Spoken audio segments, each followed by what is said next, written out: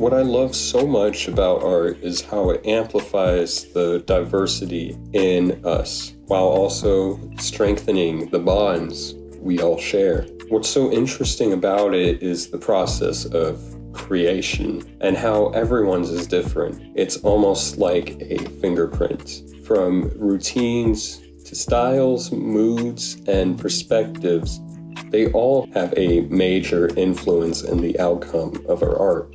So keeping this in mind, I'm going to show you my process, and hopefully I'll inspire you to paint for yourself. I begin by prepping my canvas with gesso and putting a thin layer over the entirety of it.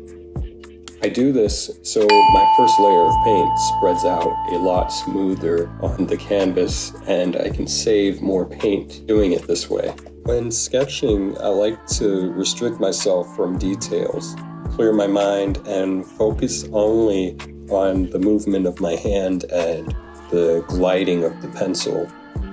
This determines the compositions of my work. Eyes are a major motif in my paintings that you can find in most of them. Us humans are hardwired to look for eyes and to look for faces in nature, the patterns of life.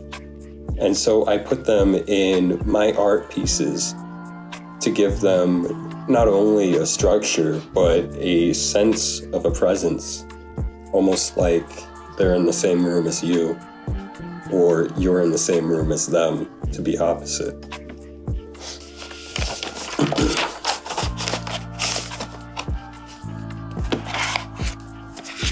Color is a major focal point for me, and I associate them with different moods I'm attempting to display.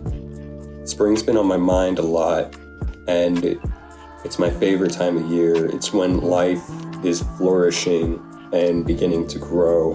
It's the most lively season. Yellow, blue, red, and green have been on my palette a lot lately. They complement each other well, and depending on which is where determines how we really see them. Red looks different next to green than it does to yellow, and blue looks different next to red than it does to green. I start applying my colors into the canvas in layers, the first being the most opaque.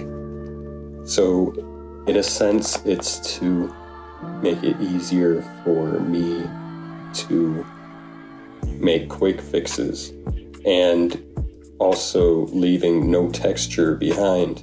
So I work with thinner layers and attempt to put at least 5 of the main colors so that they cover the canvas and you can't see behind them. Building the background, I like to do transitions from my colors. I go from warm to cool colors in the center of the painting just so that your eyes are even more inclined to look at the middle of the painting.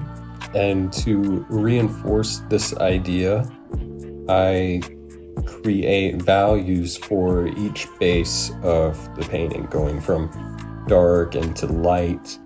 And doing this, I feel like it helps tone down the loudness of the painting a little bit more, just so it's more balanced and harmonial. When I'm creating these value layers of the canvas, I try to go for at least 3 layers.